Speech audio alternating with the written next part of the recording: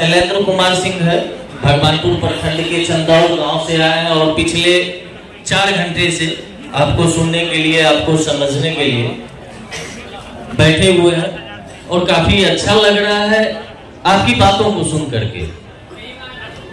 जैसा कि आपने कहा कि आप कड़वा बोलते हैं और स्पष्टवादी व्यक्ति हैं, बिल्कुल हमारी भी विचारधारा वही है, जिस वजह से हमारे भी दुश्मन बहुत ज्यादा है। स्पष्ट बोलना आज के समय में मीन्स दुश्मनी बढ़ाना। तो सर एक शब्द ऐसा मेरा हो सकता है जिससे आपको आपत्ति हो, लेकिन आग्रह करेंगे कि आप नजरअंदाज कर देंगे। जैसे पहले के समय में अपराधी नेताओं का टेंडर लेते थे कि भैया हम आपको विधायक बना देंगे, सांसद बना देंगे, बूथ कैप्चर करके, जो भी होता था उसी तरीके से आप राजनीतिक विश्लेषक कहें, सलाहकार कहें, या जो भी एक रणनीतिकार कहें, आप कई सरकारों को बदला है, बनाया है आपने। तो जैसे नेता को कोई अपराधी पहले बनाता था तो उनके दिमाग में आया कि जब हम नेता बना सकते हैं तो क्यों ना खुद बन जाए।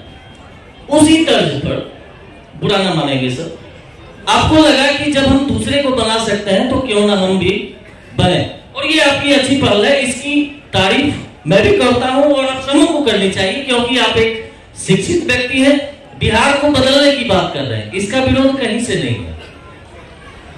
हमने आपको जो फॉलो किया पिछले कुछ दिनों से, कठरिया भगवानपुर में आपके स्टेज पर मैं भी था, वहां आपने मंदिर की बात की, बच्चों की पढ़ाई की बात की। तो हमारा सवाल यह है कि दिल्ली में अन्ना जी के आंसर से केजरीवाल जी निकले, लोगों ने भरोसा किया, अपने बच्चों के लिए भी उन्होंने आशा लगाया होगा, तो क्या हो गया? आज दिल्ली की क्या स्थिति है? मुझे नहीं लगता है कि दिल्ली के लोगों की स्थिति बहुत पहले से बेहतर हो गई है। बहुत पुरानी सरकार को उखाड़ के केजरीवाल साहब ने फेंका।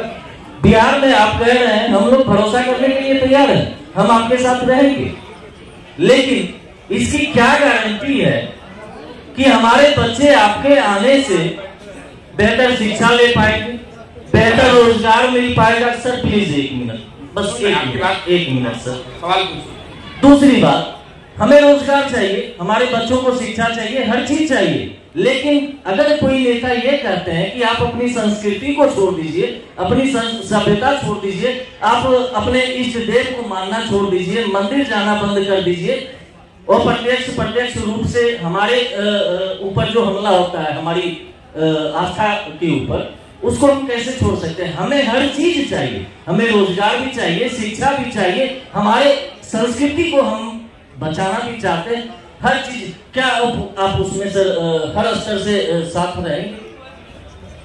आपने जो सवाल किया, इसकी क्या गारंटी है कि आप के आने से हमारे बच्चों की स्थिति सुधर जाएगी? आप पर भरोसा क्यों करें? वही बात यही भी कह रहे हैं, इतनी देर से हम आपको यही कह रहे हैं कि भैया मेरे पर तो बिल्कुल भरोसा मत करो, मेरे पर भरोसा मत करो। 100 बार कहे, आपने कहा कि आपने हमारी सभा सुनी है पहले, तो वहां पर भी मैंने ये नहीं कहा होगा कि हम पर भरोसा करके हमको वोट दे दो, हम आएंगे तो सब ठीक कर देंगे। हम तो आपको बेसिक बात बता रहे हैं, आप वोट किसको दें ये आपका निर्णय है, लेकिन किस बात के लिए दें ये आपको बताया जा रहा है। आप सांस्कृतिक विरासत के लिए देना चाहते हैं, बिल्कुल दें, लेकिन साथ में अपने बच्चों के रोजगार की भी चिंता कर ले। मंदिर आप जाते हैं तो आपसे कम मंदिर हम भी नहीं जाते हैं, लेकिन आप मंदिर जाते हैं इसलिए हम अपने बच्चों की पढ़ाई की चिंता न करें, ये भी आपको अधिकार नहीं है। जैसे हमें अधिकार नहीं है कि आप अपनी सांस्कृतिक विरासत और शिक्षा दोनों को क्यों सोच रहे हैं। आप यही कह रहे हैं भाई आप पढ़ाई के बाद क्या कर रहे हैं, हम तो मंदिर पे ही देना चाहते हैं। सुन तो लो भाई, आपका सवाल हिंदी में उतना समझ में आ गया। आपका ये निर्णय है कि आप सांस्कृतिक विरासत पर वोट देना चाहते हैं, मान लीजिए, मैं ये नहीं कह रहा हूं आपका निर्णय, मान लीजिए हमारा निर्णय है, तो ये मेरा विचार है, लोकतंत्र है, आपकी स्वतंत्रता है। हमारा विचार है कि भैया सबसे ज्यादा जरूरी है कि तुम अपने और अपने बच्चों की पढ़ाई की पहले चिंता कर लो। अगर आपकी इतनी भी समझ नहीं है, और हम भी समाज से जुड़े हुए, मिट्टी से जुड़ के काम करते हैं। सूर्यकला राम जी फाउंडेशन नाम से एक एनजीओ हम लोग चलाते हैं और हर दिन जरूरतमंदों की सेवा ही करते हैं। सर हमारा दुर्भाग्य है, अब अभी अगर दिल से भी जय श्री राम बोलते हैं तो हम भाजपाई हो जाएंगे, अपनी धर्म संस्कृति की बात करते हैं तो हम भाजपाई हो जाएंगे।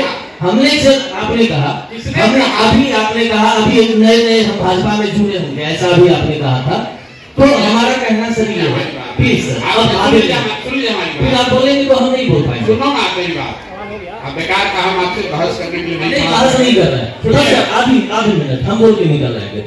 हमारा कहना ये है कि शिक्षा को हम चलिए अपने बाप का दर्जा देते हैं, लेकिन संस्कृति को हम अपनी माँ का दर्जा देंगे कि नहीं देंगे?